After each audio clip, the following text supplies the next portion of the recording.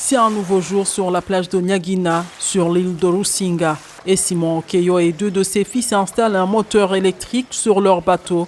Une première pour ce pêcheur de 69 ans. Celui-ci est sans fumée, il est doux et silencieux. Le moteur à essence est très instable lorsqu'il tourne à grande vitesse et cette instabilité peut facilement endommager le poisson.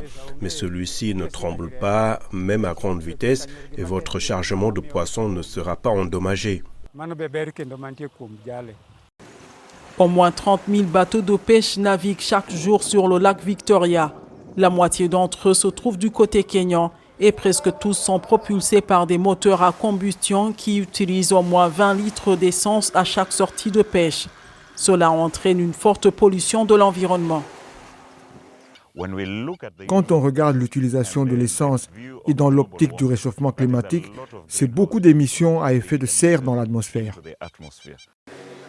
La start-up écologique néerlandaise Asobo a développé une technologie qui remplace les moteurs à combustion par des moteurs électriques.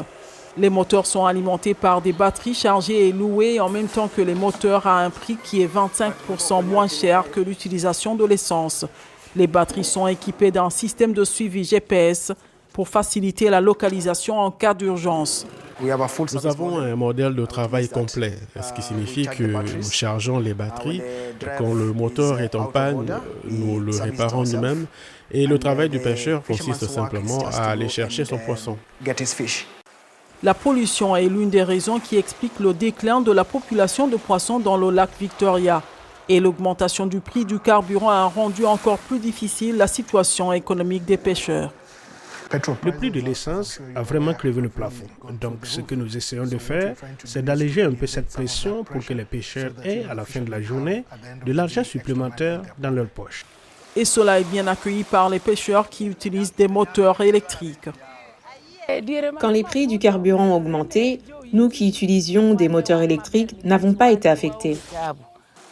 Alors que la demande de moteurs électriques augmente, Asobo dit qu'elle reste concentrée sur ses plans d'expansion. Nous visons 100 bateaux au Kenya cette année. L'année prochaine, nous devrions en avoir 500. Alors que cette mobilité électrique est un nouveau concept ici, les pêcheurs comme Simon Okeyo espèrent que cette nouvelle technologie apporte avec elle la bonne fortune, au moins pour la prochaine génération, si ce n'est pour la sienne.